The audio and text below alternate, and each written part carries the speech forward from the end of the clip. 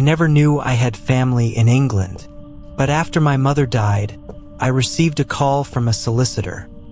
I had inherited a mansion, Weatherby House, located in the fog-covered countryside of Devon. No strings attached, he said. Just sign the documents and the house was mine. I flew out within the week. Something about it felt inevitable. When I arrived, the manor was already waiting.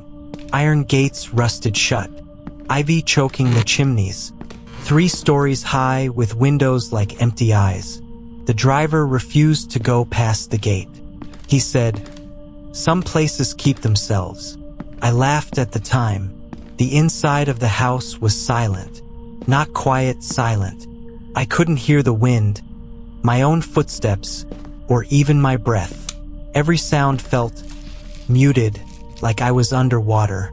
I explored slowly. Dozens of rooms, a library full of dust-covered books, a ballroom with shattered chandeliers, and a basement door sealed with rusted chains. Then I found a room at the far end of the west wing. Padded walls, no windows, and a thick metal door that locked from the outside. On the door, scratched into the wood. Listening makes it stronger. I stayed out of that room. That night, I heard scratching from inside it. On the second day, I started noticing the portraits. There were dozens, nobles, children, stern-faced women in Victorian gowns, hung along every hallway. First, they seemed normal, until I realized something. They weren't always the same. One day, a man in a red coat stood beside a dog. The next morning, the dog was gone. Another showed a smiling girl holding a doll. That night, the doll's eyes were looking directly at me. I took one off the wall to inspect it. Behind the canvas was a hollow space, filled with teeth. Human teeth. Hundreds of them. I didn't sleep that night. On the third evening, the dining table was set. I didn't do it. 12 plates, 12 wine glasses, candles burning with black flame. A place at the head of the table with my name carved into the chair. I stood frozen. Then the door behind me slammed shut. Voices began to whisper. Not in English. Not in any language I know. They chanted, slow and guttural, shaking the silverware. The chandelier flickered. Then silence. In front of me, on my plate, lay a single black feather. As I reached for it, the chandelier crashed to the floor. When I looked up, the candles were out, and one of the chairs was missing. I tried to leave. I packed what little I'd brought and headed for the front door. But when I stepped outside, I wasn't on the gravel path. I was in another hallway. Wallpaper I'd never seen. Paintings of people I didn't recognize. The windows were bricked over from the inside.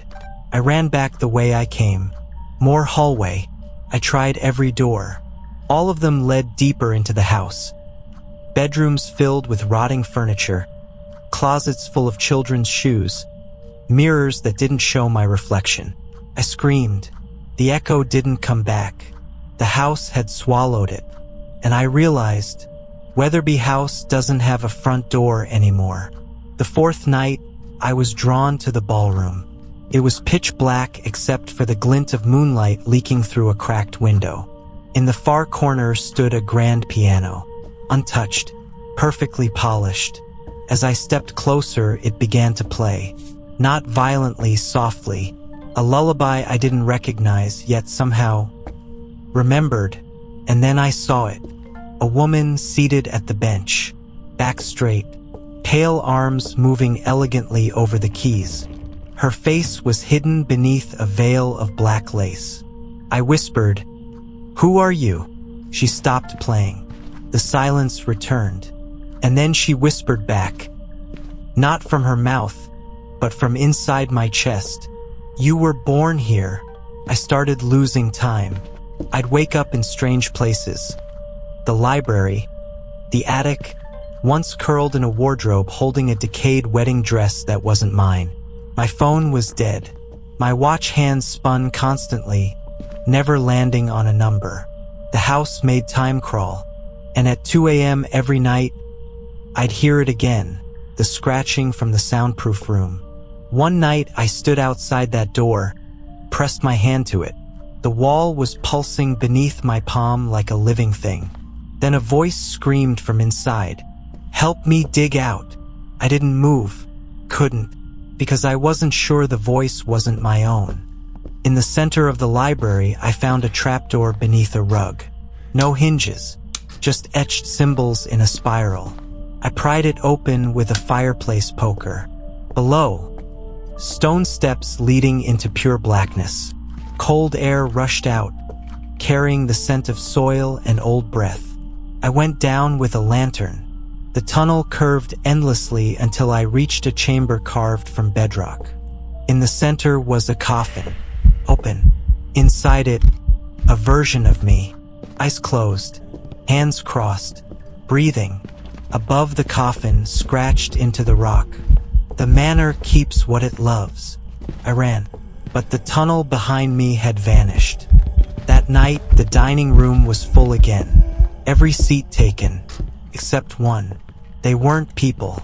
Not anymore. Their faces were wrong. Stretched, blurred, stitched. Each one stared at me with empty sockets. A woman at the far end held up a silver plate. On it, a piece of paper. I unfolded it. It was a birth certificate. My name, Weatherby House. Date of birth, tomorrow's date. I shook my head. "No," I whispered. They all nodded. "You've always been ours." I woke up in the soundproof room. Door locked from the outside. Walls padded. Lights flickering. But I wasn't alone. The girl from the portraits stood in the corner, humming that same piano lullaby. She pointed to the wall. I turned, and there it was, a mirror. But I couldn't see myself. Only the woman at the piano, still playing, still veiled, until she looked up, and I saw my own face under the lace. Now the manor is quiet again. No scratching, no piano, just silence, because I am the silence now.